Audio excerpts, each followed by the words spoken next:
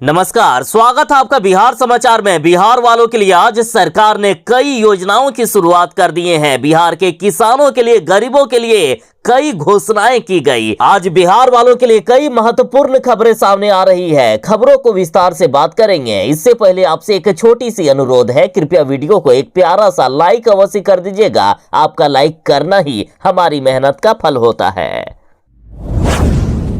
छठ महापर्व के दौरान बिहारी जहां भी थे, चाहे दूसरे राज्य में हो या विदेश में, सभी अपने घर वापस आए। इस दौरान ट्रेनों में जगह नहीं मिली, लोग बाथरूम में तक सफर करने को मजबूर दिखे। चाहे बस हो, ट्रेन हो, हर जगह भीड़ खचाखच भरी हुई दिखी। यात्रा के दौरान कई लोगों की दम घुटने के कारण मौत भी हो गई। और अब वापसी का समय आ गया है। वापसी के दौरान इससे भी खतरनाक स्थिति हो सकती है। रेलवे को यह भली भांति पता है कि हमने जो ट्रेन चलाई है वो काफी कम है, इसलिए रेलवे ने बड़ी घोषणा कर दी है कि छठ पूजा के बाद वापसी में राहत मिलेगी। रेलवे ने 5 गुना अधिक ट्रेन चलाने का फैसला ले लिया है। और ये बड़ी घोषणा हाजीपुर के जीएम ने कर दिया। इन्होंने कहा कि पिछली साल जितनी ट्रेन चलाई गई थी उससे 5 गुना अधिक ट्रेन इस बार चलाया जाएगा। साथ ही इन्होंने ये भी कहा कि जब तक एक एक यात्री ट्रेनों में नहीं बैठ जाते हैं तब तक ट्रेन स्टेशन से नहीं खुलेगी।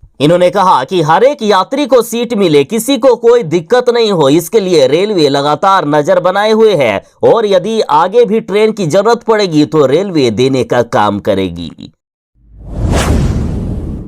अग्निवीरों के लिए बड़ी खबर है। अग्निवीरों का कोटा अब 50% किया जाएगा। देखिए, अग्निवीरों की जब नौकरी मिली तब उनसे कहा गया कि 4 साल की नौकरी के बाद 25% अग्निवीरों को अस्थायी नौकरी पर रखा जाएगा। बाकी 75% को कुछ राशि देकर नौकरी से हटा दिया जाएगा। लेकिन अग्निवीरों के लिए बड़ी खुशखबरी है कि अब 50% अग्निवीरों को अस्थायी किया जाएगा। इसके साथ ही बहाली के लिए न्यूनतम उम्र सीमा जो अभी 17.5 साल है और अधिकतम 21 साल है, तो इस आयु को बढ़ाकर 23 साल तक किया जा सकता है।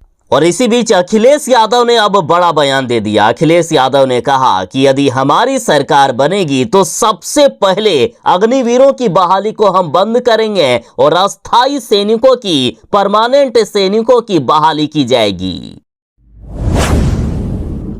बिहार के लाखों किसानों के लिए बुरी खबर है, इन्हें डीजल अनुदान की राशि नहीं मिल पाएगी। सरकार के इस फैसले के बाद किसान भी खूब नाराज दिख रहे हैं। देखिए, बिहार में सूखे की मार झेल रहे किसानों पर कृषि विभाग के कारिंदों की कारस्तानी भारी पड़ रही है। खरीफ फसल की सिंचाई के लिए डीजल अनुदान के लिए आवेदन करने वाले 8,43,000 किसानों में से 2 लाख से भी अधिक किसान डीजल अनुदान से अब वंचित रह जाएंगे। इन सभी के आवेदन को रद्द किया जा रहा है। कारण बस एक छोटा सा है कि इन्होंने डीजल पंप सेट से सिंचाई का फोटो अपलोड नहीं किया है और इस कारण इन्हें डीजल अनुदान की राशि नहीं मिलेगी। इसमें सर्वाधिक किसान बांका, मधुबनी, मुजफ्फरपुर, पश्चिमी चंपारण, पूर्वी चंपारण एवं शिवहर जिले से है।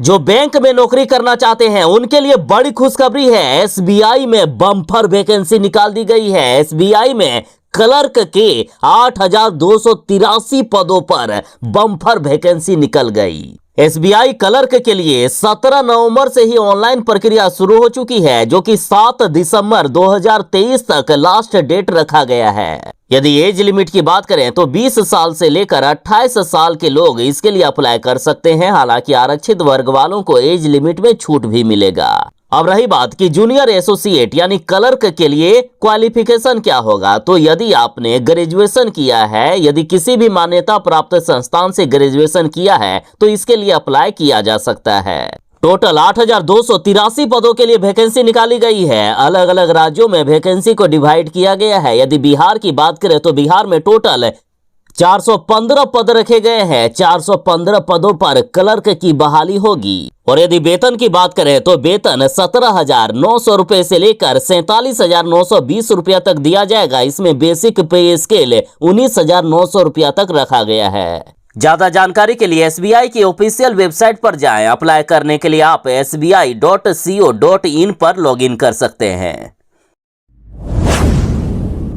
बिहार के वैसे युवा जिन्होंने इंटर पास कर लिया है, इंटर पास करने के बाद आगे की पढ़ाई के लिए उनके पास पैसे की कमी है या नौकरी की तलाश के लिए जो कंपटीशन एग्जाम की तैयारी करनी होती है या आगे का जो भी प्रोसेस होता है उसके लिए पैसे नहीं है, तो बिहार सरकार उन सभी युवाओं को हर महीने 1,000 रुपया देगी, यानी सरकार इनको सालाना 12,000 रुपया देगी। देखिए, बिहार सरकार मुख्यमंत्री स्वयं सहायता भत्ता योजना चला रही है, जिसके तहत बिहार के युवक युवतियों को 12वीं पास करने के बाद बेरोजगारी भत्ता दिया जाएगा। इस योजना के तहत कोई भी जाति और धर्म की पाबंदी नहीं है। इसका लाभ बिहार का हर युवा या युवतियां उठा सकते हैं। बिहार के वैसे युवा जो आर्थिक रूप से कमजोर हैं और वह किसी प्रकार का भत्ता, छात्रवृत्ति, स्टूडेंट क्रेडिट कार्ड या शिक्षा ऋण का सहायता नहीं लिए हुए हो और उनके परिवार की सालाना आय 3 लाख रुपया से कम हो। इसके अलावा आवेदक का उम्र 21 साल से लेकर 35 साल के बीच होना चाहिए। जो युवा आवेदन करना चाहते हैं वे www.7nischay.upmission.bihar.gov.in पर जाएं। बिहार के मछली पालक और किसानों के लिए सरकार ने बड़ा तोहफा दे दिया है। बिहार में मछली पालने पर सरकार 70 से 75% तक का अनुदान देने वाली है। देखिए, बिहार सरकार के जलाशय मत्स्यिकी विकास योजना के तहत बिहार के मछली पालकों और किसानों को लाभ दिया जाएगा। इस योजना के तहत किसानों या मछली पालकों को 70% तक का अनुदान मिल सकता है। इस योजना का लाभ लेने के लिए ऑनलाइन आवेदन करना होता है। आवेदन करने के लिए state.bihar.gov.in पर जाना होता है।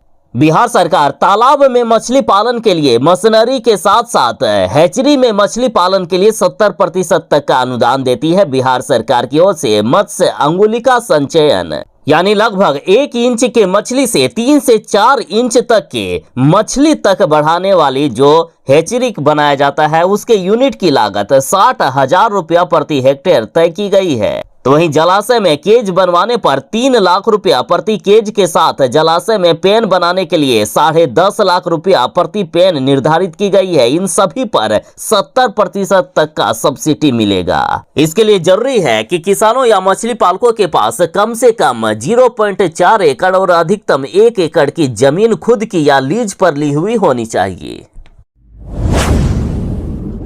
बिहार वालों के लिए बड़ी खबर है। अब राज्य के सभी प्रखंडों में होगा कस्तूरबा गांधी आवासीय विद्यालय का निर्माण। देखिए, शिक्षा विभाग ने शैक्षणिक सत्र 2024-25 से राज्य के सभी प्रखंडों में कस्तूरबा गांधी आवासीय विद्यालय खोलने का निर्णय लिया है। बिहार शिक्षा परियोजना परिषद ने सभी जिला शिक्षा पदाधिकारियों को निर्देशित करते हुए सभी प्रखंडों में कक्षा 9वीं से लेकर 12वीं की बालिकाओं के लिए कस्तूरबा गांधी विद्यालय संचालित करने की बात कही है। इस बार आने वाले सत्र यानी वर्ष 2024-25 में ही बिहार के हर एक प्रखंडों में कस्तूरबा गांधी आवासीय विद्यालय का निर्माण करवाया जाएगा और इसके लिए शिक्षा विभाग वैसे भवनों की भी तलाश कर रहा है जहां कम से कम 100 बालिकाओं की आवासीय व्यवस्था हो सके। साथ ही उनकी सुरक्षा की दृष्टि से भी वह भवन उपयुक्त होना चाहिए।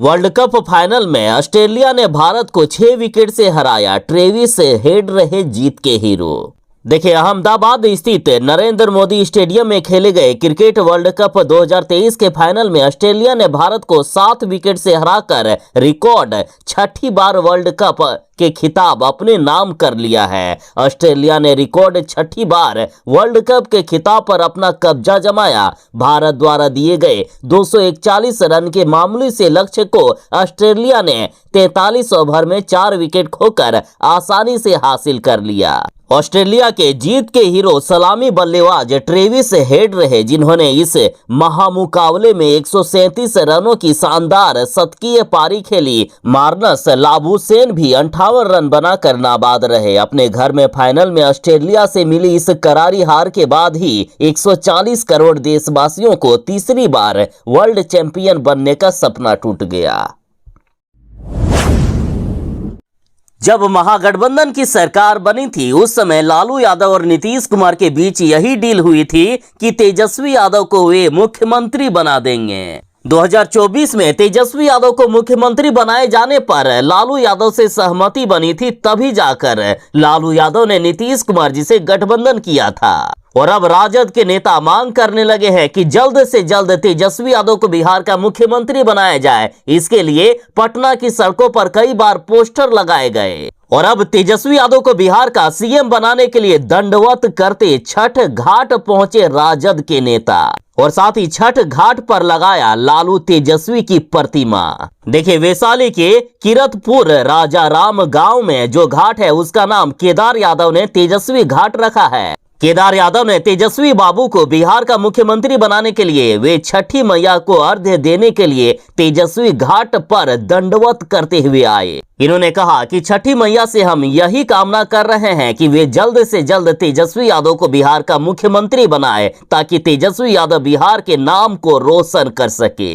इन्होंने कहा कि बिहार के तमाम युवा तेजस्वी यादव को मुख्यमंत्री के रूप में देखना चाहते हैं।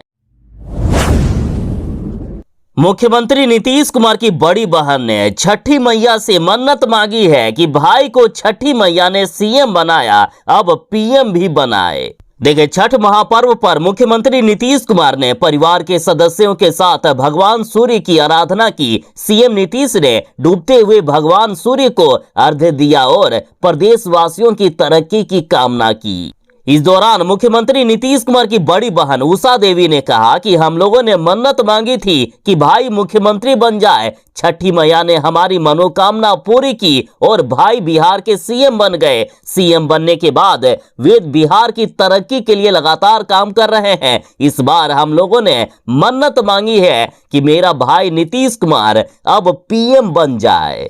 नीतीश कुमार की बहन ने कहा कि छठी मैया पर हमें पूरा भरोसा है कि एक बहन की मनोकामना वे जरूर पूरी करेगी।